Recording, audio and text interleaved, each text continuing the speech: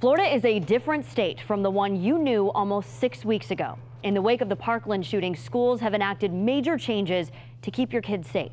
The first gun control bills in more than 20 years passed in Tallahassee, and Florida students are behind a massive global movement to hold lawmakers accountable. Whether you agree with them, this weekend was proof that the world is watching. And now students in Hillsborough County are carrying over the momentum from those marches. Reporter Eric Glass was there this afternoon as several students got a chance to sit down with Senator Bill Nelson and Representative Kathy Castor talking about what's next. Bay Area students who participated in Saturday's March for Our Lives locally and in D.C. vote them out, continuing their call for school safety today during a roundtable discussion with U.S. Senator Bill Nelson and Representative Kathy Castor. The students hoping to maintain their political momentum, reacting to a series of items over the weekend, including this viral photoshopped image of Parkland survivor Emma Gonzalez, originally tearing up a Target poster altered to insert the U.S. Constitution. It's a really dishonest thing to do. I mean, to go and take this one girl who went and stood up for what happened at her school in a tragedy and doctor an image to make it seem like she's ripping the U.S. Constitution apart. I don't see how that's honest in any way. Students also reacting to comments from former Pennsylvania Senator Rick Santorum, who suggested instead of looking to someone else to solve their problems, kids take CPR classes to deal with situations where there is a violent shooter. We shouldn't be needing to have students being trained for CPR for when a shooter comes into their classroom.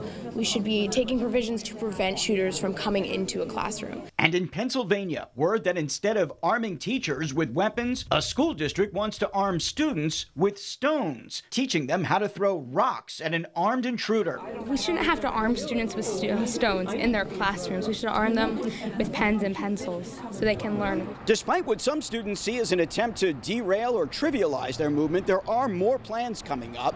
Another student walkout on April 20th, the 19th anniversary of Columbine, an attempt to meet with legislators from around the country for town hall meetings in every district.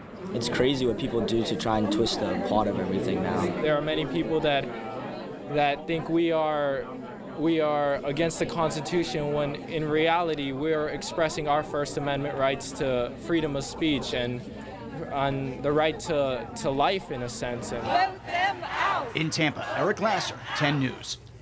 And Alex, the kids behind the March for Our Lives already have plans for their next big movement. Right.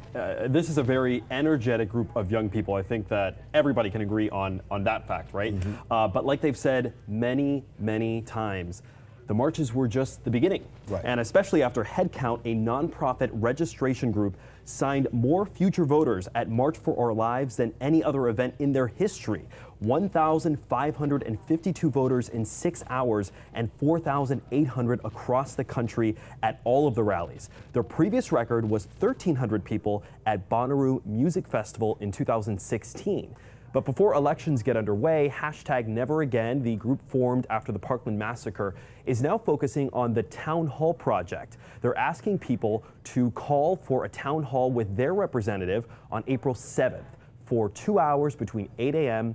and 4 p.m. One of the movement's key organizers, David Hogg, tweeted, "Call your rep today to organize it, and if they refuse to show up, just invite their opponent." Let's go. Well, the March for Our Lives movement, according to their website, is fighting for a ban on high-capacity magazines and assault weapons, as well as the implementation of universal background checks.